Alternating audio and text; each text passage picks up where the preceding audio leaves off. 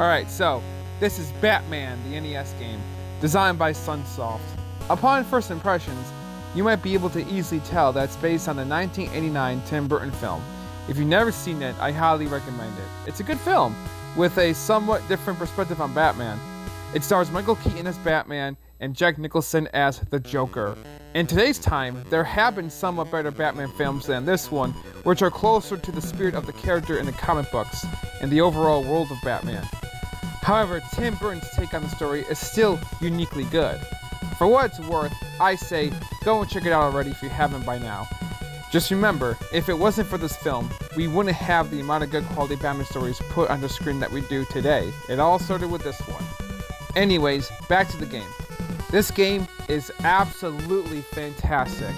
I decided to enter in a few Game Genie codes, sit through the entire game, and try to finish it. And let me tell ya, it does not disappoint. Now, you may already be seeing me getting my ass kicked here on screen. That's because, yes, this game is indeed an ass kicker. It's super hard, but also super fun, which is a big part of why I decided to play through it and enjoy the whole thing. Yes, I know I cheated, but it's my first entire playthrough of this game, and just wait until you see the final boss, guys. Cheats or no cheats, just wait and see. I love the use of colors in this game for the graphics and the unique enemy design. This game's entire story is just Batman trying to fight through this to have a final showdown with the Joker. That's pretty fucking badass, honestly. He's just working his way through all of these obstacles, punching his way through, just so he can have a final throwdown with his arch nemesis. Yeah, like I said, badass. It wouldn't be Batman if it wasn't badass. That's for damn sure.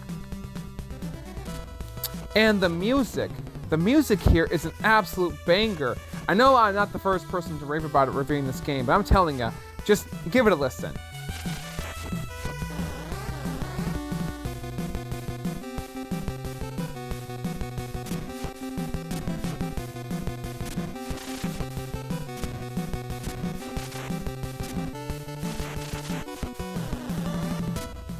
Yeah, pretty great stuff, I know. Now let's go over the enemies. The enemies and the bosses that they use here are not just random new characters made exclusively for the game. They actually do come from the comic books, like Deadshot's in the game, alongside KG Beast, Maxi Zeus, Heatwave, Shakedown, and Night Slayer. I know at least 2 of those characters from other various pieces of Batman media, and that, in my opinion, is pretty awesome. It kind of reminds me of the Spider-Man movie tie-in games. You know, the ones with Tobey Maguire. How those games expand on the movie's universes as well by including various other Spider-Man villains in them. That's pretty cool, and that sort of idea always seems to work out in the game's favor whenever it's utilized. The bosses in the game are Killer Moth, a device that's just called the Machine, Intelligent System, the Electrocutioner, a machine known as the Dual Container Alarm, Firebug, who could also be mistaken for Firefly, and the Joker. And we're gonna get to him in just a moment. The bosses were all pretty fun, but also super difficult, especially the last one. Yup, that moment is right here, right now. This is it. After all the challenges and crap that Batman had to get through, after all the shit that was thrown at him, after all the challenges he had to overcome, it's time for him to finally fight the Joker. Here we go!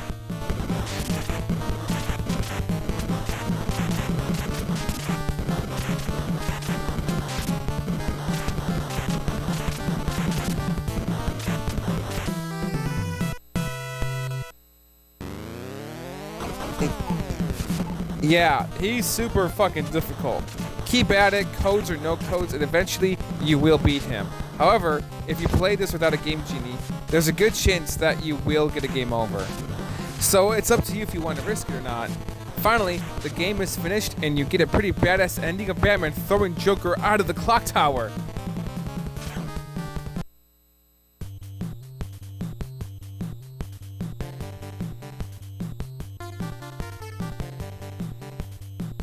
Damn!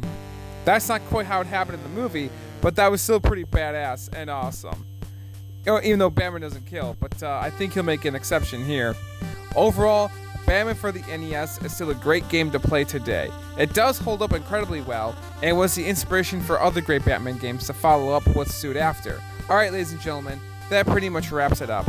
I hope that you enjoyed my game review video on this little piece of video game history. Thank you for watching, don't forget to subscribe, and have a great night. Goodbye for now. This is the Y2K Reviewer signing out. See you later.